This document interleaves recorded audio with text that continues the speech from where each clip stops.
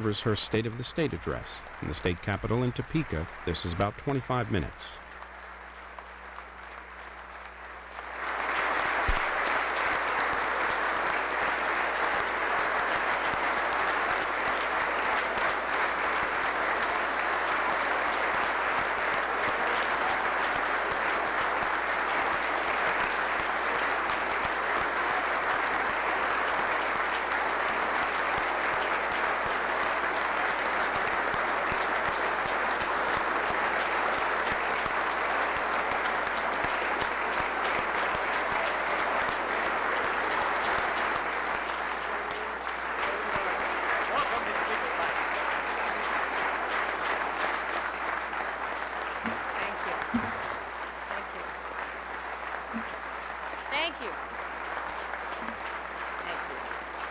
Thank you very much. Thank you.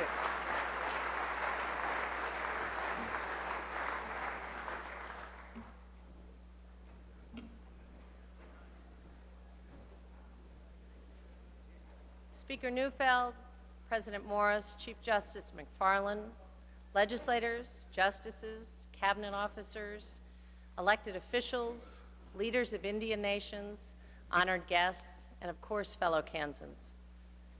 I'm so honored to again have the opportunity to come before you as governor of this great state.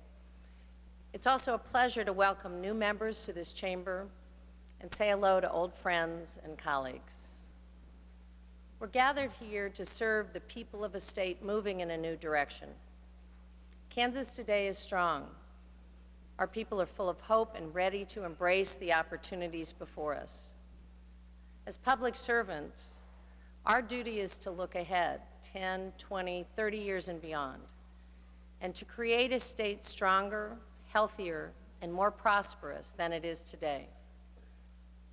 To build a brighter future, we must continue to advance two very critical values that have guided our states from its founding: an unwavering belief in the power of individual freedom and an equally strong commitment to the common good.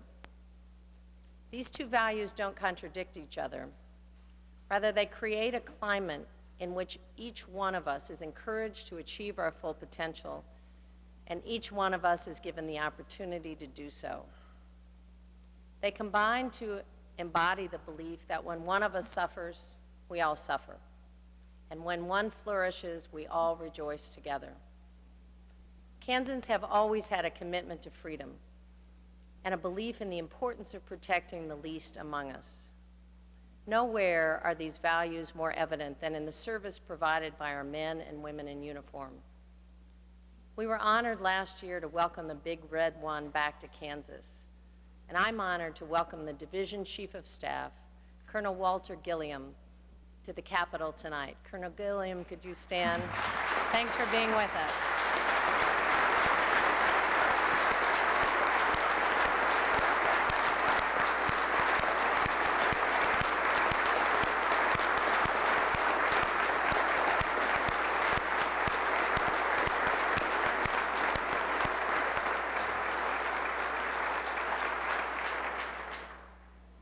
We want to thank Colonel Gilliam and his troops for their service, and thank all of the men and women in the armed forces for theirs.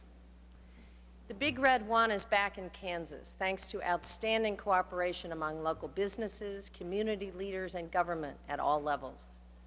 Kansans came together to meet an unprecedented challenge and to create a brighter future. It's this sort of collaboration we'll need as we seek to build a bright future for all of us.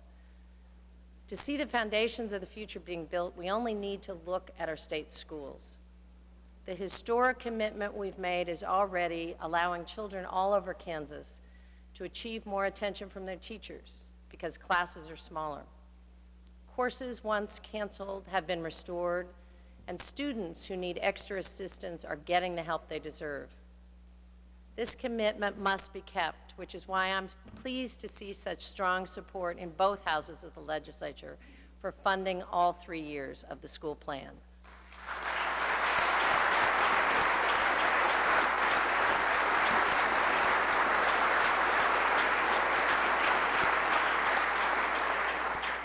Indeed, we must continue to move forward, expanding opportunities for every child in Kansas and providing more help to those who need it. We must also continue to give communities the ability to provide additional local support to schools. As the state meets its commitment to fund schools across Kansas, I ask you to join me in allowing more local control. Even with our new commitment, we still face a situation where too many children fall behind the race before it even starts. But initiatives like the Opportunity Project in Wichita have shown us what's possible when children receive the help they need at an early age. This wonderful early learning program for low-income children is a great example of a public-private partnership at work. While terrific programs like this are operating across the state, way too many Kansas children still don't have access. My budget proposes a significant expansion of early learning opportunities for children across Kansas. Most children, age 5 and under, already spend time out of their homes in childcare. So it makes sense to provide these children opportunities to learn and grow in those settings, so they'll be ready to enter school, ready to succeed. One of the key partners in this effort is the Kansas Health Foundation, and its president, Marnie Valite, is here with us tonight. Please help me thank Marnie and the Children's Cabinet and all the dedicated individuals who are making a difference in the lives of young Kansas children. Marnie, would you stand up and be recognized?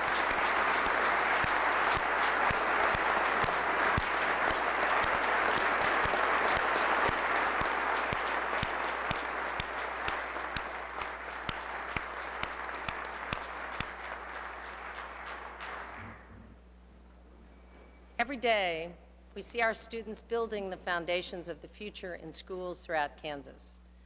But at the same time, we see some of those literal foundations of schools are crumbling. We must address the problem of maintenance at our state's colleges and universities. By the end of January, I'll present to the legislature a multi-year plan to meet those critical needs. And I look forward to working with each and every one of you to addressing this long overlooked situation. But post-secondary education is not about buildings. It's about preparing young Kansans for the rest of their lives in a competitive, changing, global society. We must make sure our students can afford post-secondary education, which is why I'm proposing a significant increase in scholarships, particularly in areas where need is great. Additionally, my proposed operating budget increase for universities and community colleges will help keep tuition more affordable. Once students are in school, we need to make sure they graduate and they gain the knowledge and skills they'll need in the workplace.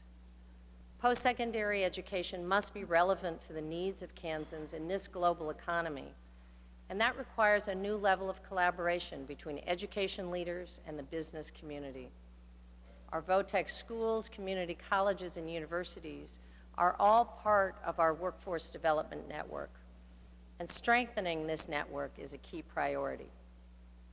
Last week, I announced On Track, a coordinated workforce development initiative to help businesses recruit and retain skilled workers, and to help potential employees get the training needed for a successful career in one of Kansas' many growing industries. Whether it's 4,000 new aircraft workers needed in Wichita, employees at the expanding Hospira labs in McPherson, or engineers in Garmin and Olathe. If we don't have skilled workers available in Kansas, we'll lose those jobs to other states and other countries. We must be far more nimble and responsive to the workforce needs of the future if we're to bring and keep new jobs and prosperity to Kansas.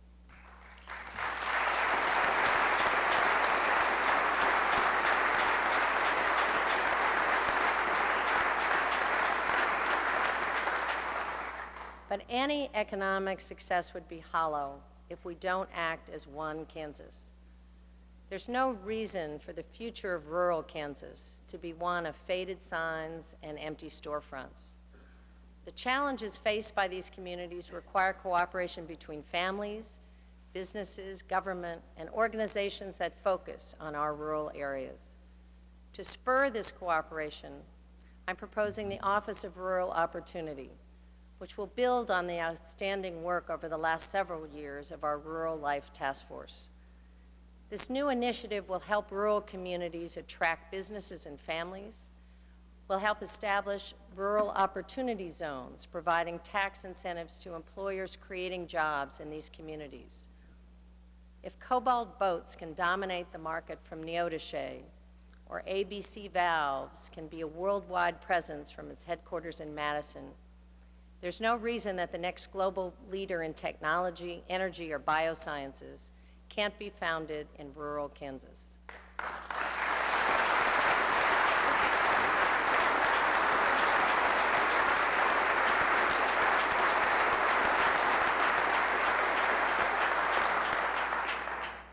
As we seek to spur job growth, we recognize that efforts to cut waste in government give businesses confidence to invest in Kansas. That's why our new Lieutenant Governor, Mark Parkinson, will lead the BEST initiative to cut additional waste and find new ways to provide services more efficiently. We'll also continue to break down barriers to job creation. Elimination of the property tax on business machinery and equipment has already had a positive impact for countless businesses in Kansas. The most visible of these is General Motors, which is making a $200 million investment in the Fairfax plant, thanks in large part to the elimination of this tax. Our cooperation, working together, made this success possible, and I want to work with all of you this session to continue that progress.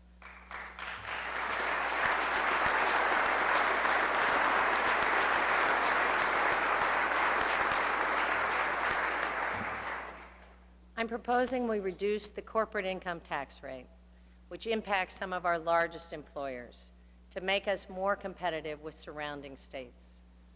I also propose we assist small businesses by raising the floor for the franchise tax to $1 million, lowering taxes for the more than 16,000 small businesses that are the backbone of the Kansas economy.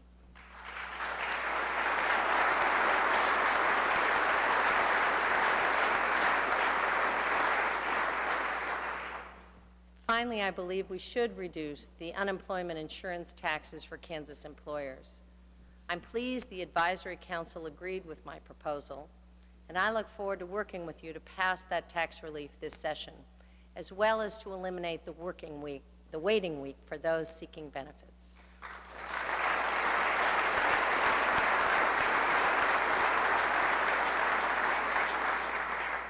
Proposals will allow us to spur job creation while still meeting key commitments like the next 2 years of our Promised School Plan.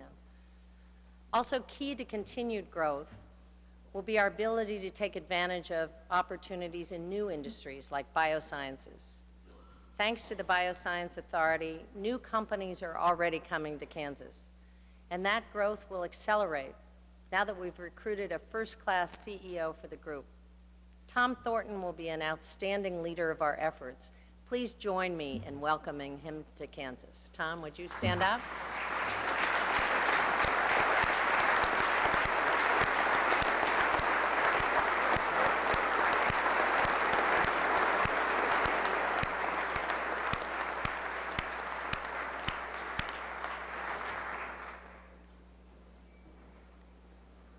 With our existing assets, such as the world-class food security facility at K-State, the University of Kansas Medical Center, KU Hospital, and the other great medical facilities in the area, along with the promise of a nationally recognized cancer center, Kansas is well positioned to become a leader in bioscience research. We can continue to expand our bioscience base by bringing a planned national bio and agri-terrorism defense facility to our state. This would have a huge economic impact, but it will take the kind of cooperative effort on the scale that we had to keep our military bases here. I'll soon appoint a task force to work with the Bioscience Authority to bring this proposed federal facility to Kansas. Combined, these initiatives to train our workforce and spur job creation will make Kansas the best state in the nation to start or expand a business. And they'll help ensure all Kansans have the same opportunities, regardless of where they live. Of course, this future prosperity seems unreachable for the thousands of Kansans who struggle with the cost of health care. It's here where our duty to our neighbors is greatest. The cost of health care has risen 5 times faster than wages over the past 6 years, and that's having a huge impact on Kansas families. We'll continue our efforts to reduce the administrative overhead, eating up 1/3 of every health care dollar, working with health providers to use technology to reduce costs. We'll also increase the resources available to help our most vulnerable neighbors, ensuring there are no home care waiting lists for frail and elderly Kansans, Kansans with physical disabilities, and providing new help to families of children with autism. But it's time to go further. We must commit ourselves to the goal that all Kansans will have health insurance, and we must begin that now.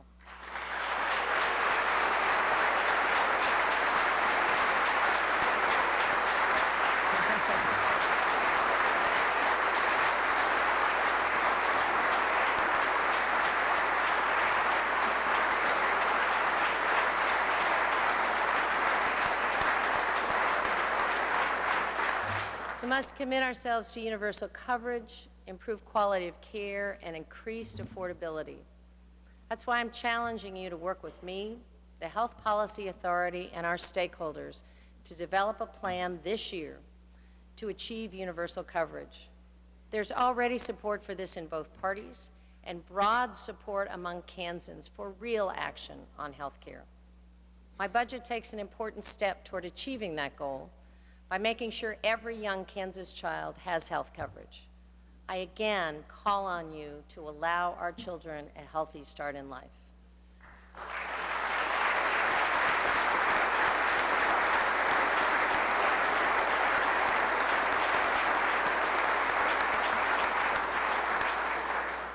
As we seek to cover all Kansans, we're also encouraging them to take more personal responsibility for their own health care costs. Making a few simple changes can lead to healthier and longer lives, which is why Kansans young and old are taking the Healthy Kansas Pledge and are eating healthier, exercising more, and avoiding tobacco. These individual changes can have a huge impact on our state and our future, and I urge all Kansans to join us in making this commitment. In each of these areas, strong schools, a growing economy, quality health care, we see how our shared beliefs in freedom and community have made our state stronger as we work together to achieve common goals and promote individual successes. The willingness to unite will be critical as we address a looming threat that poses immense challenges as well as immense opportunities. Our continued dependence on imported oil threatens our economy and our national security. Of this, we have no doubt. But there can also be no doubt that our current energy sources are causing dramatic, even dangerous changes to our climate. For a state like Kansas, where a major segment of our economy relies on predictable weather and where our entire population relies on a stable water supply, this has real consequences. The question of where we get our energy is therefore not just an economic issue, nor solely an issue of national security. Quite simply, we have a moral obligation to be good stewards of this state, because we're only here for a short time, and will ultimately pass it on to our children.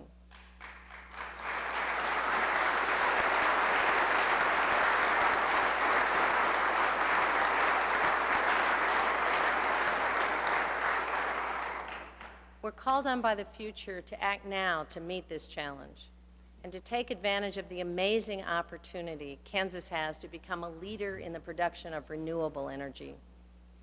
Lieutenant Governor Parkinson will lead a multi-year effort for energy security and independence as co-chair of the Kansas Energy Council. He'll work with co-chair Ken Fromm, who's here with us tonight, and I want to thank Ken, and if you'd stand, and the council for their incredible service.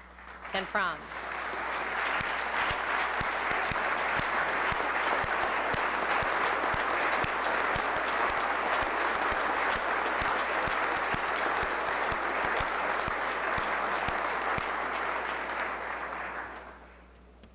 Council has done some great work, and I know the achievements on the horizon are even brighter. Ours is a challenge requiring collaboration, cooperation, and innovation, which is why we met last month with the leaders of our state electric utilities. We discussed the need to diversify our energy sources and to promote alternatives to coal. It has been economically cheap, but its health and environmental costs are mounting. Our goal is to produce 10% of the state's electricity from wind power by 2010 and 20% by 2020. The leaders of our utilities agree that with collaborative work, a new regulatory philosophy, and consumer support, these goals are achievable.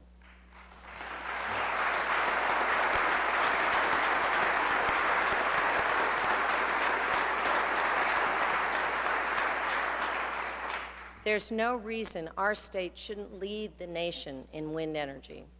That's why I've included money in my budget for transmission lines to move electricity from wind farms to customers. But our responsibilities of stewards also requires us to protect our national treasures, like the heart of the Flint Hills, from development, and we will.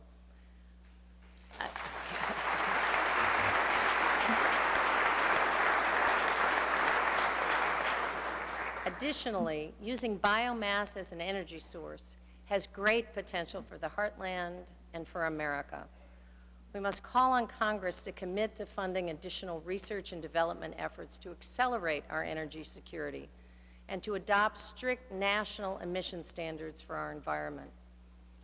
In the meantime, Kansas has a remarkable opportunity to help America secure its energy independence through biofuels. I've asked the Energy Council to make fuels like biodiesel and cellulosic ethanol a priority, continuing their efforts with the private sector, the Bioscience Authority, K-Tech, and K-State to make Kansas a national leader in biofuels research and production. This is good for our rural economies, good for our environment, good for our state, and good for our country.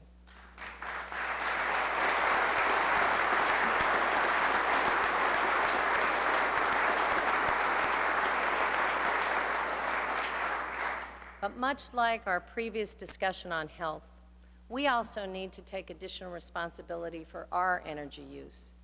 I believe state government should be a conservation leader and vigorously seek to eliminate energy waste, just as we've done with spending waste. That's why I've signed an executive directive implementing conservation efforts within state government, and why energy efficiency will be a priority of any new state building project, including the upcoming maintenance efforts at our region's campuses. I've also asked energy producers to undertake a statewide consumer education and conservation effort to reduce consumption by 5% by 2010 and 10% by 2020.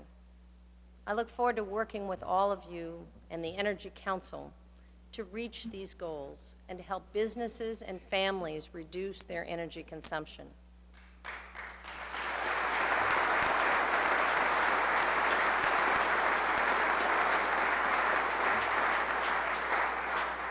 Kansas can be a leader in setting a new course and making a new commitment. Our future prosperity depends on it. Our duty as stewards demands it. As we look forward to the challenges and opportunities facing us, we all realize Kansas' destiny doesn't lie in its fields and hills. It won't be determined by its factories or farms, offices, or assembly lines. No, our state's destiny lies with its people, with all of us. What will we do with the chances we've been given? Will we act to give Kansans the tools and the freedom to seize their opportunities? Will we embrace the values that have made our state great? Kansas tomorrow will be determined by the decisions we make today, and its course set by our answers to these questions. Every generation has sacrificed to benefit the next, whether it's parents scrimping so their children can attend college, or an entire generation banding together to defeat tyranny. We make these commitments to a future many of us will never see, or may only glimpse from afar.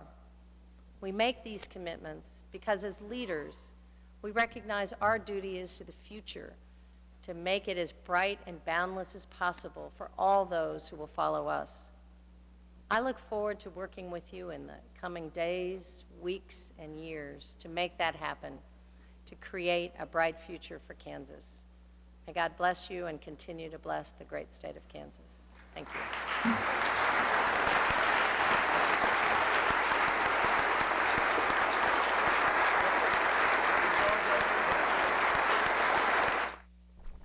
And next here on C-SPAN 2, we'll take you live to the National Press Club. The President gives his State of the Union address next Tuesday.